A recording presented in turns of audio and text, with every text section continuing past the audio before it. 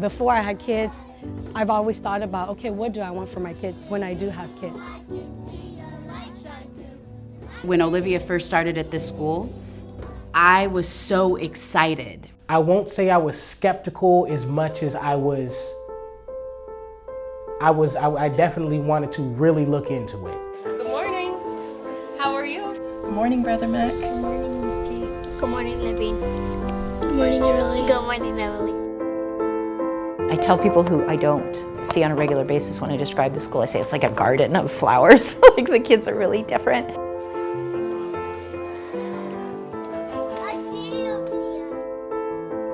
Well, I'm not gonna say it's hard. I mean, it is hard as you like keep moving up. High school is gonna be like even harder. Raise your hand if there is a page that was challenging or that you had a question on. Me encanta ver el empeño que tienen en que Víctor aprenda. It's hard to put it into words. It's really a feeling. We're preparing our children to have a global mindset. So it's not just about the now, but it's also having them envision the next. Good morning, community scholars! Good morning, Principal Princeton! What we're all looking for is not just somebody who has a good education in terms of content, but we all know that we want our children of today to be the teenagers of tomorrow and the adults of the future, and that's what a school like ours provides. We have something that feels different here, and it's more than the curtains, it's more than the paintings, it's relationships. It's the fact that when you're here, kids know that they're safe and they're loved first, that they're more than their behavior, they're more than their academic potential, they are humans first. We have an amazing faculty and staff that in the midst of difficulties and impediments, really see the power of their children that they're working with and serving. I think back to my first class, and when they went to middle school, every single one of them was successful. And why is that? I think it's because they knew how to connect with their teachers and ask for help. They were able to trust adults. I think it's because they knew how to ask their peers for support when they needed it. It's because they had confidence in themselves and they knew that they were more than just a number on a test. Powerful thing that we're working on in our school is really modeling, scaffolding, independent learners thinking for themselves, deeply about content and curriculum, manifesting with their head, with their heart, and with their hands.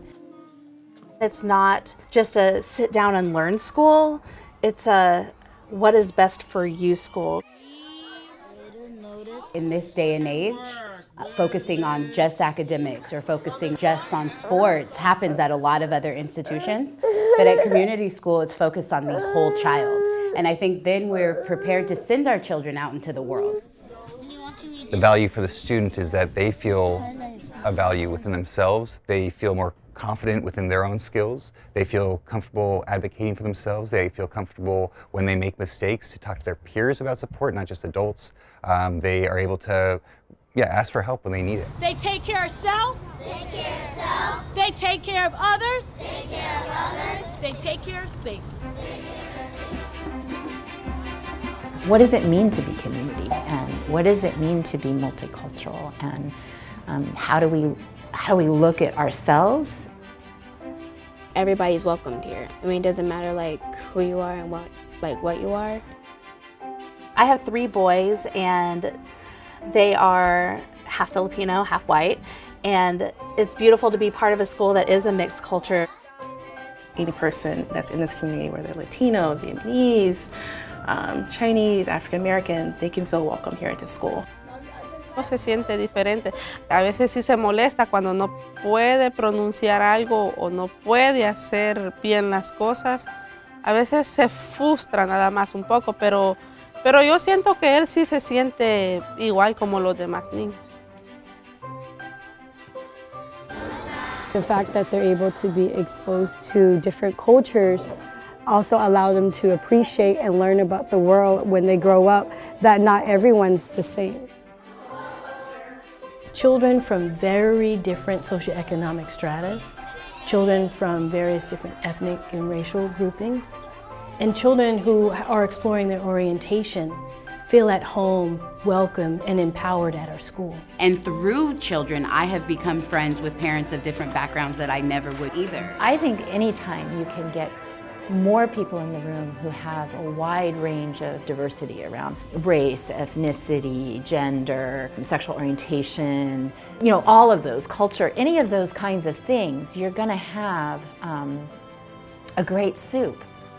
At this school, I don't feel like there's an American history, a Latino history, a Black history. I think that when they teach history, they tell everyone's story. Yeah. That's very important. Yeah. We need to tell everyone's story.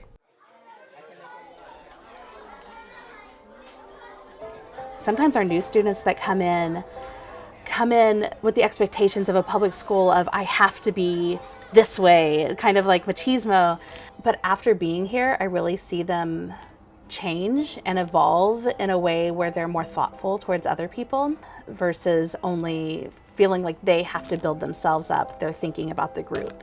It's about connectivity, and I believe our children are connected. One, because they're seen, and two, they know how to be heard, right? By stating, these are my needs, this is my belief, and feeling pretty comfortable in expressing that to their peers and adults that work with them. It's really a deep sense not only that I matter, that I lead, that I can lead with others, and that I can lead with others not just to fit in or to meet goals that have been set, but to define new goals, to open new horizons, and that's really what we look forward to for our children.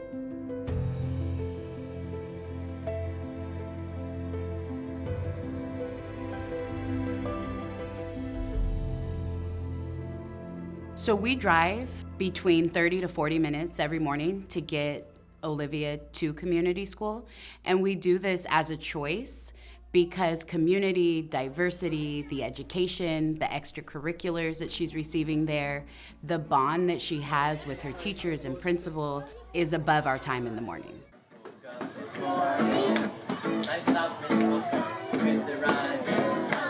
We have a personal responsibility to co-construct a community that is safe, that is healthy, that is kind, that is loving, that is compassionate, that is empathetic, is a critical piece of what we're doing in East Oakland, in the San Antonio community and neighborhood that has embraced us as a school.